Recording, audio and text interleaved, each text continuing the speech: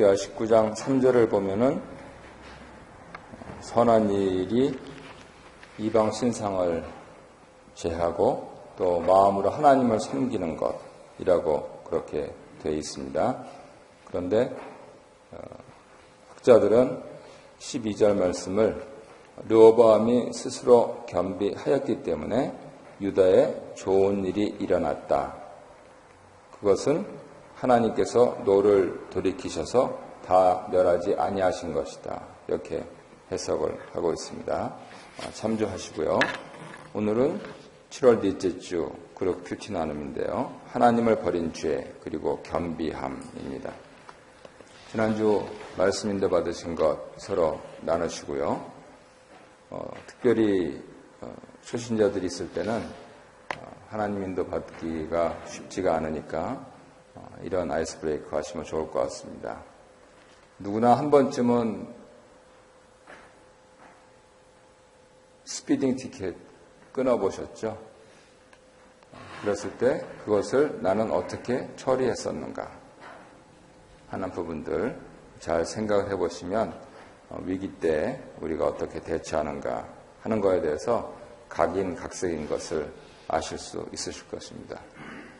불법을 무용담처럼 그렇게 말씀한다고 주의는 주지 마시고 분위기가 좀 불법으로 하는 부분들은 안 하도록 그렇게 성숙한 분위기가 되면 참 좋겠죠.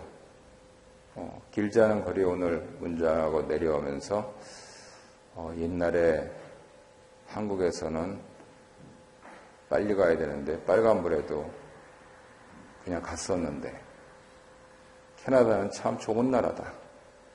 아무것도 없어도 이렇게 빨간불 때는 다 쓰니까 그게 오늘 말씀하고 굉장히 연관이 되어 있습니다.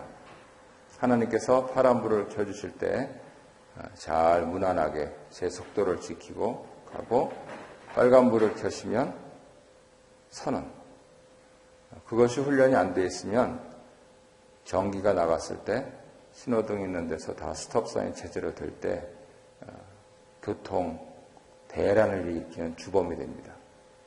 근데 아마 지난번 물난리 났을 때도 경험하셨겠지만 조금 속도가 늦더라도 이 나라는 차곡차곡 그렇게 가는 것 결국은 성경 사상의 근거에서 그런 것 아니냐 저는 그렇게 생각을 하고 있습니다. 오늘은 르호보암 왕을 통해서 번영, 교만 그리고 위기 이것이 인간이 피할 수 없는 또 어떤 면에서는 스스로 자초하는 그러한 도시인 것을 다시 살펴보고 하나님께서 인간이 교만할 때 경책하시지만 겸비할 때 긍휼을 베푸시고 노를 거두시는 자비로우신 분이시다 하는 것을 배우면서요. 성경이 경고하시고 또 약속하시는 진리가 무엇인가 하는 점에 대해서 잠시 같이 생각해 보도록 하겠습니다. 말씀과 나눠보겠습니다. 하나님을 저버린 지도자의 교만은 공동체의 심각한 위기를 초래합니다. 1절에서 6절에 나와 있는데요. 나라가 견고하고 세력이 막강해지자 왕은 무엇을 버립니까? 1절과 5절을 보시면 나라와 왕조의 근간이 되는 하나님의 율법을 버리고 하나님을 멀리합니다. 하나님께서 다윗 왕조를 세우신 이유는 하나님 나라를 그 모델을 세우시고자 하시는 것이었는데 르호보암은 자기 왕국을 세웠지요. 동원할 수 있는 세상의 모든 방법을 다 써서 정치적이고 경제적이고 군사적인 안정을 추구합니다. 그리고 결국에는 하나님을 떠나는 배도의 길을 걷지요. 아내 18명, 첩 60명을 두고 그 사이에서 28명의 아들, 60명의 딸을 낳습니다. 옛날 왕들 다 그렇게 살았는데 그래서 잘했다는 겁니까? 모든 아들들을 유다와 베냐민 온 땅에 흩어져 살게 하면서 통치 기반을 다졌습니다. 이것은 하나님 나라의 왕이 택할 길이 아니고 이방 나라 왕이 나라를 다스릴 때 사용했던 일반적인 상식이었습니다. 더 심각한 문제는 나라가 안정되는 듯이 보이자 더 이상 하나님 율법을 소중히 여기지 않고 이렇게도 되는구나 라고 자고해졌다는 것이죠. 그래서 이런 르호보암의 교만을 하나님께서는 자기 힘만 믿고 교만하게 행동하는 것에 대해서 의롭게 그렇게 통치하십니다. 그래서 애굽 왕이 숫자만 해도 엄청나지 않습니까? 병거가 1200대. 조상들이 탈출할 때 쫓던 병거가 600대였는데 아이 반쪽으로 갈라진 나라 치려고 1200대나. 우와, 엄청나게 몰려오네요. 그래서 내가 어떻게 감당할 수가 없습니다. 2번 보겠습니다. 선지자는 유다 왕과 방백들에게 위태로운 상황과 사태의 원인이 무엇이라고 말합니까? 5절에 보면은 스마야라고 이름하는 선지자가 이스라엘이 하나님을 저버리고 하나님께 죄를 범한 결과라고 그들을 깨우치고 있습니다. 왜냐하면 율법을 무시하는 행위는 곧 하나님을 향한 믿음을 저버리는 행위이기 때문입니다.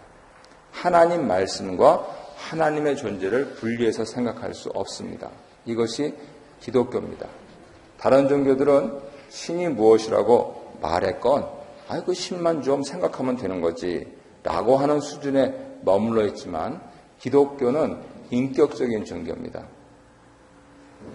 퍼스널이라고 사용하는데요. 한국 사람들은 이걸 자꾸만 개인적이라고 그렇게 번역을 하는 것 같아요. 그게 아니고 인격적입니다. 지, 정, 의가 다 포함된 인격적입니다. 하나님 기분 나빠하실 때 있고요. 반드시 이루실 때가 있고요. 그리고 똑바로 보십니다. 그래서 말씀을 통해서 통치하시는 하나님을 무시했다는 겁니다. 사람이 인격을 갖고 있기 때문에 누가 내 말을 무시하면 나를 무시한다고 여기신다면 이게 무슨 말씀인지 이해가 되시는 것이죠. 더구나 르호보암이 지도자였기 때문에 나 한 사람 뭐 잘못한다고 라고 말을 할 수가 없는 것입니다. 왜냐하면 백성들은 그를 롤 모델로 삼아가지고 그대로 따라하기 때문이지요. 우리가 부모 되는 것이 굉장히 두려운 일입니다. 왜냐하면 식솔들이 생겨서 그래요. 가족들이. 아니 저 자식이 누굴 닮아서 저러냐? 누굴 닮았겠습니까? 대답해 보세요. 누굴 닮았겠습니까? 나하고 한 입을 해서 저는 저 사람을 닮았겠습니까? 아니고요. 나를 닮은 거지요. 부부간에 행복하시려면 잘된 거는 전부 당신 탓. 못된 거는 전부 내 탓. 이렇게 하시면 굉장히 평화스러워집니다.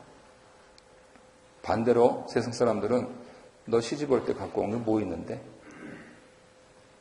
반면에 그래서 네가 나 꼬셔가지고 지금까지 해준 건 뭐 있는데?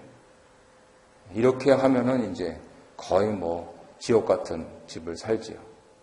그래서 그런 차원에서 지도자 된다는 것이 상당히 두렵고 떨린 일입니다. 백성들, 가족들이 따라하기 때문이지요. 하나님께서는 이러한 르호보암의 율법을 무시한 것, 아니 불순종이라고 부릅니다. 이것을 사울의 죄 이상으로 심각하게 생각하신 것 같습니다.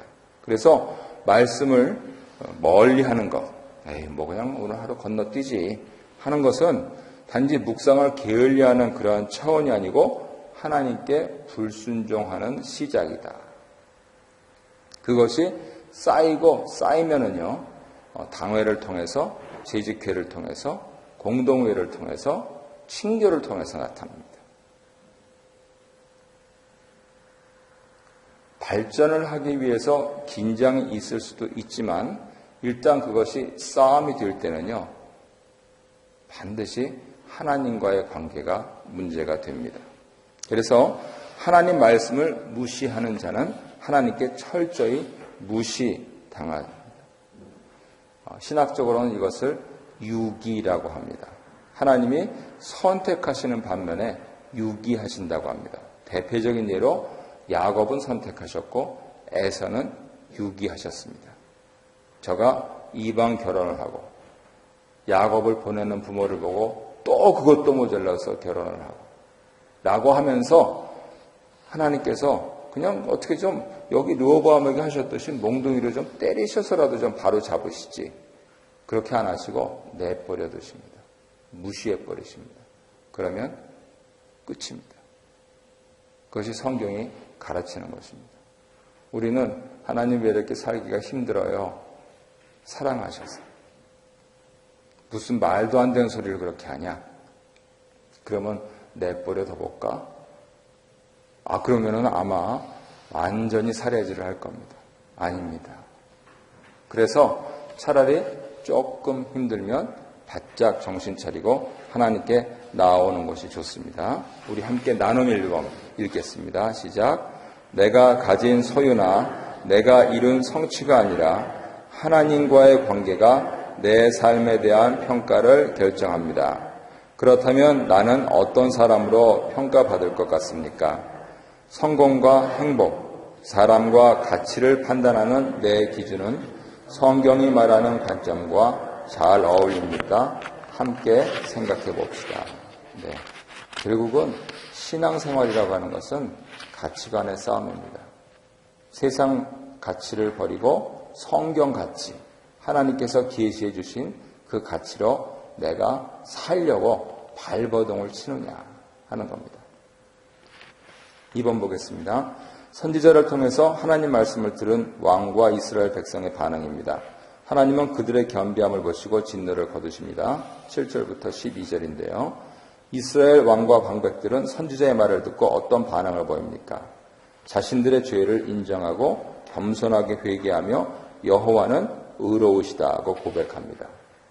하나님은 의로우시다라고 하는 것을 우리 신약 성경에서는 예수님께서 가르쳐 주셔서 하나님은 사랑이시다 이렇게 우리는 배웁니다. 하나님이 사랑이시다라고 하는 것, 구약에는 하나님이 의로우시다라고 말씀했던 것을 기억하시면 우리가 그 친구 정도의 그러한 사랑 관계로 생각지 아니하고 아버지 또 할아버지의 사랑으로 그렇게 받아들이실 수 있으실 겁니다. 그래서 스스로 겸비하는 것, 원어로는 낮추고 낮아지고 굴복하는 것인데요. 어른께 순복하는 거죠. 이것을 반드시 해야 합니다. 왕과 지도자들이 하나님 율법을 무시한 죄를 돌이켜서 하나님 말씀을 진지하고 겸손하게 받아들이는 태도, 스마야 선지자를 통해서 내려주셨을 때에 그 말씀이 옳습니다. 하나님, 조금 우리가 시작하기 전에 말씀해 주셨으면은 이 어려움을 겪지 않았겠지만 과정 중에서 또 말씀해 주시니 감사합니다. 라고 하면서 그 자리에서 무릎을 꿇었다고 하는 것입니다. 묵상을 한다는 것은 참 좋은 것이 아예 시작도 안 하게 그렇게 한다는 것이죠. 요즘 들어서 선교관 놓고 계속 묵상을 하는데 만약 주시면은 어떻게 쓸까 하는데 우리 교회는 이제 기도가 부족한 교회라서 이 정어 묵상 기도를 해야 되겠다 하는 그러한 생각이 자꾸만 맴돕니다.